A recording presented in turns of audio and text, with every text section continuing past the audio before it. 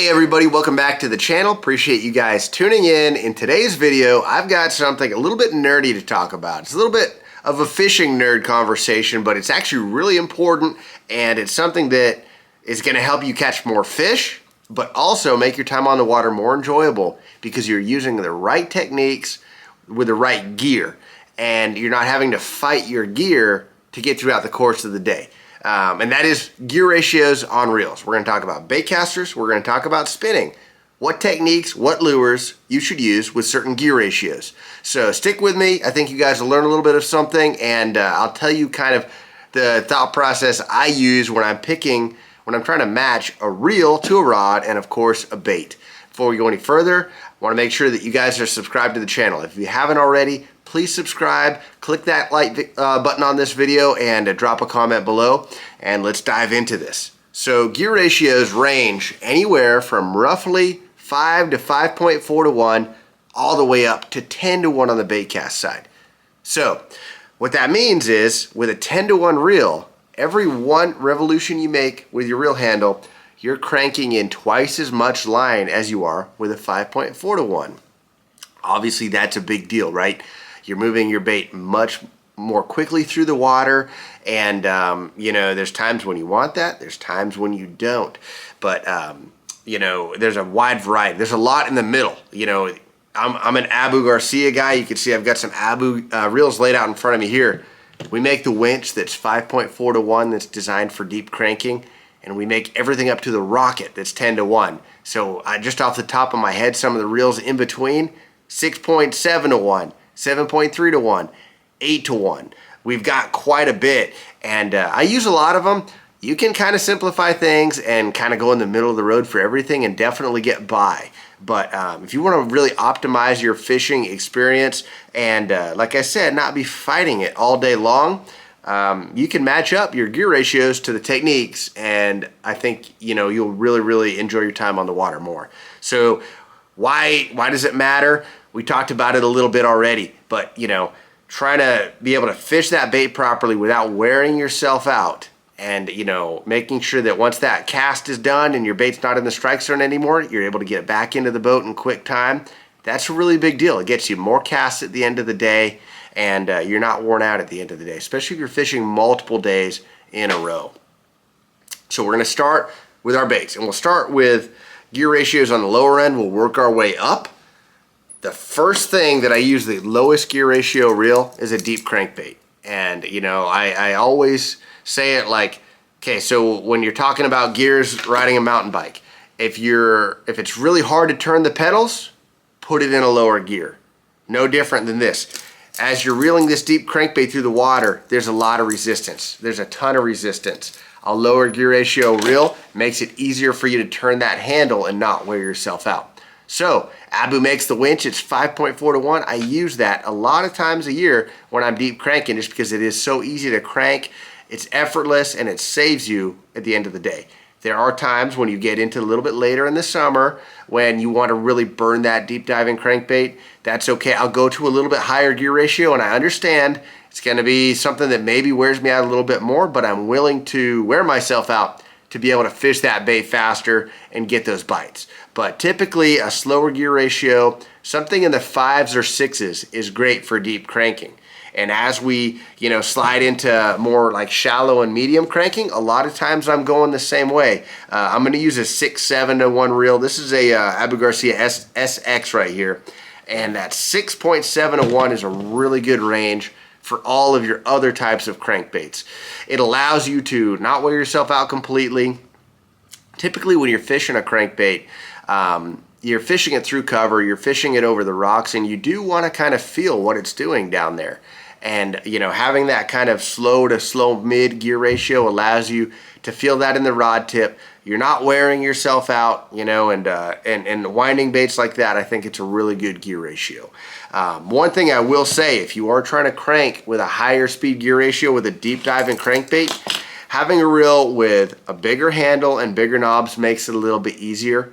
Just gives you a little bit more comfort and a little bit more leverage on that reel as you're turning that reel handle. I find that does help when I go a little higher than I typically want to be on that type of bait. But overall, cranking, I go slower gear ratios.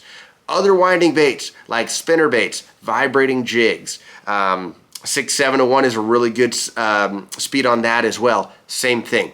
You know, it's baits that you're fishing kind of a medium speed through the water column. It allows me to adjust that speed. Now, surely you could have a high speed reel and slow things down, and that surely is a lot easier than having a slow reel and speeding things up. But I do feel like that 6-7 to 1 is kind of a sweet spot on vibrating jigs and certain spinner baits. Not open water spinner baits when you're burning it across through the water, but like shallow water spinner baits when you're throwing it near a stump up by the rocks on the bank and you're kind of fishing it medium to medium slow. 6-7 to 1 there. 7-3 to 1, 7 to 1. That's like kind of your jack of all trades reels. You can do it all with that reel, and that's why I always have a bunch on hand.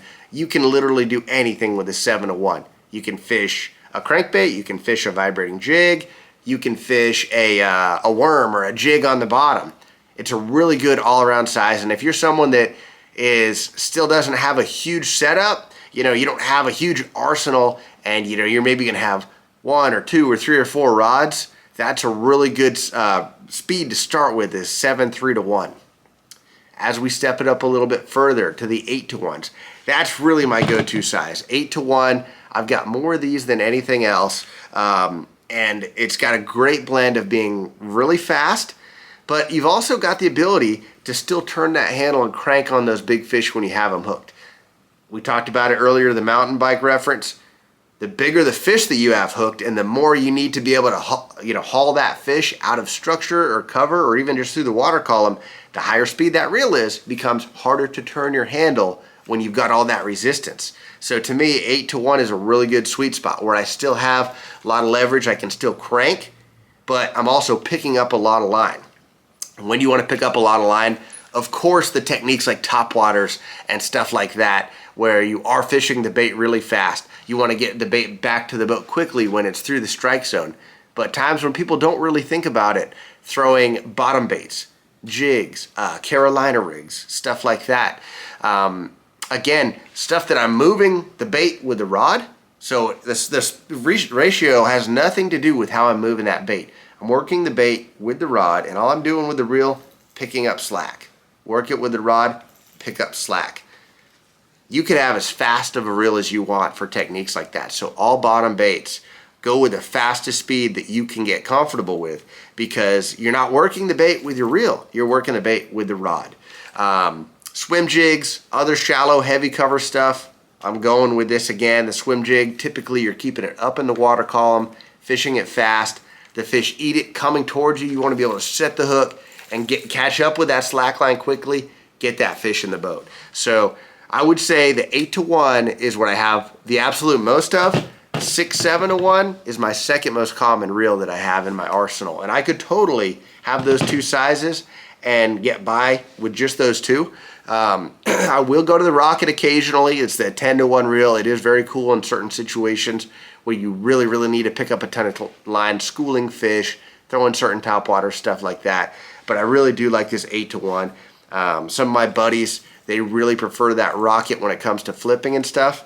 I like to flip with the 8 to 1 still. Again, call me a weakling, but I just find it's a little easier to turn that reel handle with the 8 to 1 than most other sizes. So, you know, on the bait cast side, that's kind of it. Now, you don't hear about gear ratios on spinning reels very often. Typically, your spinning reel gear ratios are going to be anywhere from 5 to 1 to 7 to 1. So there's not quite as much variance. And the spool size is going to be one of the biggest dictators. So I've got a 30 size Revo right here. I'm sorry, this is a Xenon.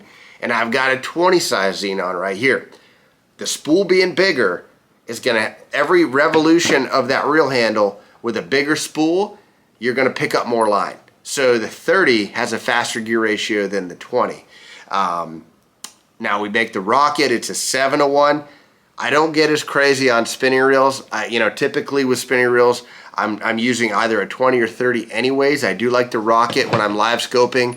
You make a bad cast, you want to get the bait in really quick to make another one before that fish swims away. The rocket's awesome for that. talked about that video or that reel on this channel before.